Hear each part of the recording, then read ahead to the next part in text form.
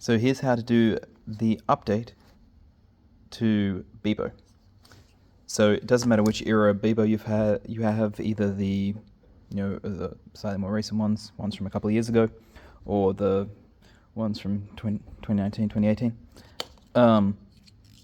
If you first, you need to check that you're on 338. If you can't start up currently because something's gone horrifically wrong, if you were already on one of these ones, everything's fine. So if you're on 338, then you'll be able to do this update, or a couple of versions before, but pretty much that one. So if not, update to that first, using the normal updating process. This process is not like the other ones. Okay, so first, insert your USB in there. So we'll just shove that in the hole. Okay, I've forgotten a thing. You need to copy the files on first to make sure the files are on this USB. So you'll have to unzip them on your computer and then copy them across. If you try and copy the whole file onto the USB and then unzip on the USB, the USB will complain that the files are too big.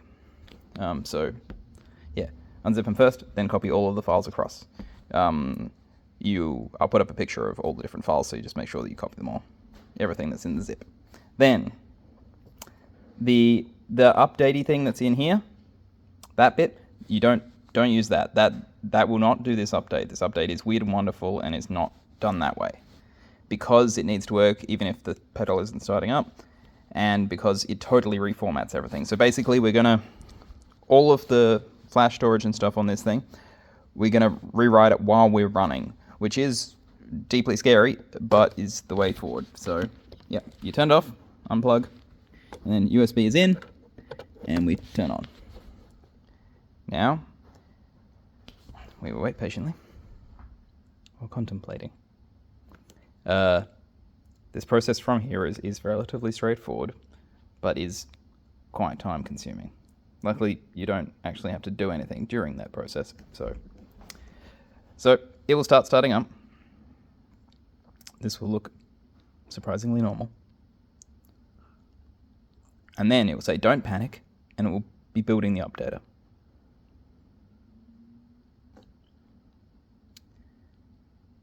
This will take a relatively brief period of time, but a non-zero amount of time.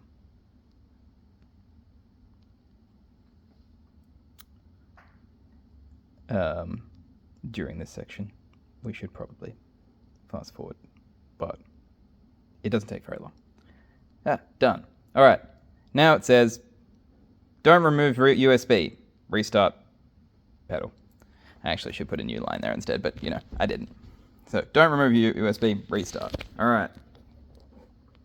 So I'm not removing the USB, I'm just restarting. All right.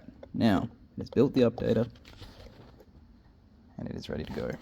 So this will start up the unit in an updating state instead of the normal state.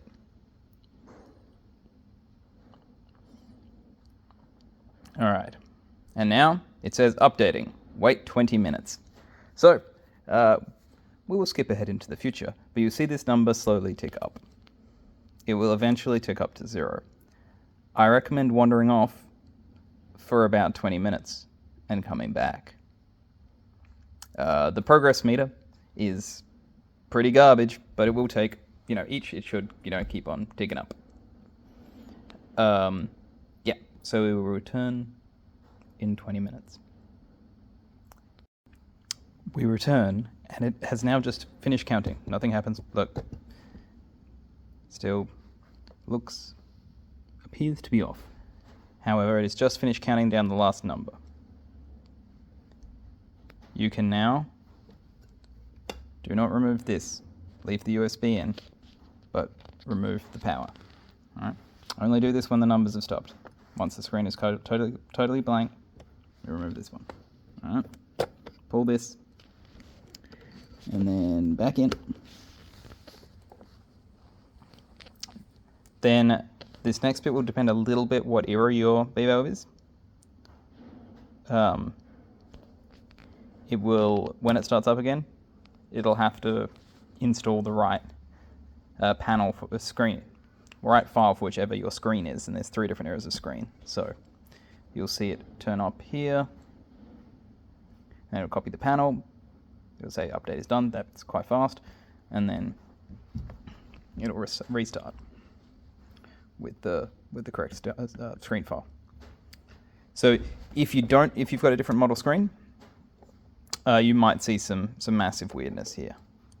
It might look different, it might think, but then when it restarts again, it should all look correct. Now, we'll see we started up. If we go to our settings page, we see we're now on firmware 407. So that's the full update procedure. We can now unplug the USB and things should work as normal. One thing that you do have to do for your patches is that there is now 2 different reverbs. Well, there's lots of different reverbs, but there's 2 different main ones. So say if we look at this one, if we go down to, we have a mono reverb and we have short ones. So there's listed ones that are short as well. So the short ones will be will trim files like the original version did, the one before this update. The other ones will let you have reverbs that are much longer. These will of course use more CPU, but it does mean that you can get reverbs much closer to the length of verbs. So that's how to do the update.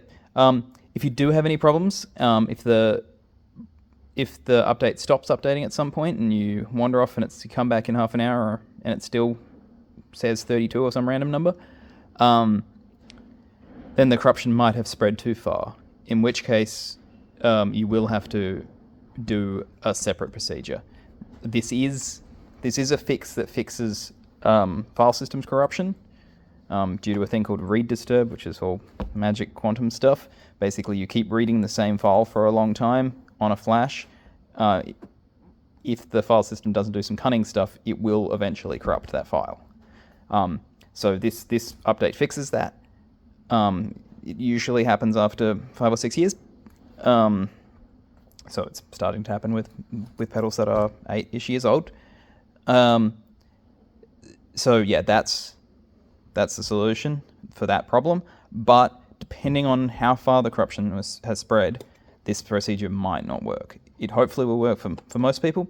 If it doesn't work, then there's a separate video for how to fix that, which will involve reflashing fully by opening up the pedal. So if something goes seriously pear-shaped, that's the solution. Thanks.